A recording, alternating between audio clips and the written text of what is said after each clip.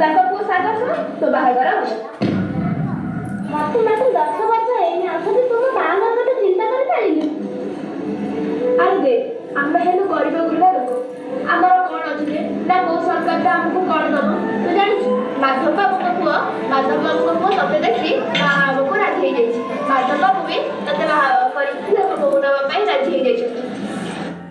ମୁଁ ବୁଝୁଛି ଯେ ସିଏ ତ କମ ବର୍ଷରେ ବାହା ହେବେ ବୋଲି ତୁ ତୋତେ କେମିତି ଭାବିପାରିଲି? ଆରେ ଝିଅ ସେ ଆମର କଣ ଅଛି ଯେ ନା ଏ ଗଣତନ୍ତ୍ର ଶାସନ ଆମକୁ କିଛି ଦବ ନା ନବ? ଜାଣିଛୁ ମାଧବ ବାବୁ ସେ ବିନା ଡିମାଣ୍ଡରେ ବାହା କରିବାକୁ ରାଜି ହେଇଯାଇଛନ୍ତି। କହିଲୁ ମୁଁ ତ ତତେ ଦିନକୁ ଗୋଟେ ଭଲରେ ଖାଇବାକୁ ବି ଦେଇପାରୁନି ଆଉ ଏତେ ଚାରି ଯୌତୁକ ଦେଇ ତୋ ବାହାଘର କେମିତି କରିବି? ସେଟାକୁ ମନା କରୁଛି। ନା ମୁଁ ଶୁଣିବିନି। ତୋ ବାହାଘର ସେଇଠି ହିଁ ହବ। ଆସନ୍ତା ତିଥିରେ ହିଁ ହବ। ନା ମୁଁ ତୋ କଥା ମାନେ କେବେ ବି ବାହା ହେବିନି। ତତେ ବାହା ହବାକୁ ପଡିବ। ନା ମୁଁ ଆଗେ ପାଠ ପଢିବି ନିଜ ଗୋଡ଼ରେ ନିଜେ ଛିଡ଼ା ହେବି। ସ୍ୱପ୍ନା ଦେଖ ରାଗ ତମ ହିଁ ପଡ଼ିଲା। ମୁଁ ଜାଣିନି ବାହାଘର ହବ ମାନେ ହବ। ଛୁଆଗୁଡ଼ା ଚାଲ ଛୁଆଗୁଡ଼ା ଯିବେ ନା ଏଠିକି ଆସିବେ ସେଟା କ୍ଲାସ ରୁମ୍ଟା ତ ବାହାରେ ଚାଲୁଥାନ୍ତୁ ଛୁଆଟା ଧାଉଁଥିବେ ଏଠୁ ଆଶା କର୍ମୀ ମାନେ ଯିବ। ଟିକେ ମୁଁ କାଟିଦେଲି ଯେ ଚଲ ଦିଦି ଚଲ ସେଇଠି ଚଲ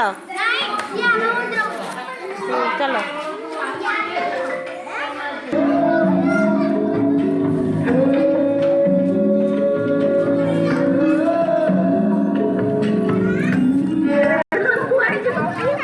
ଆମ ସାଙ୍ଗ ସ୍ୱପ୍ନାର ବାହାଘର ଆମେ ଭୋଜି ଖାଇବାକୁ ମନ୍ଦିରକୁ ଯାଉଛୁ।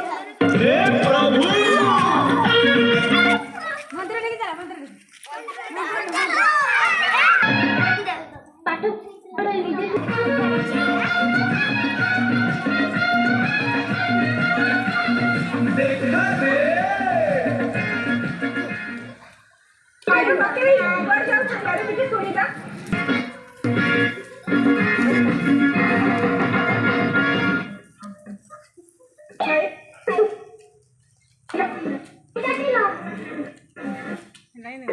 टावर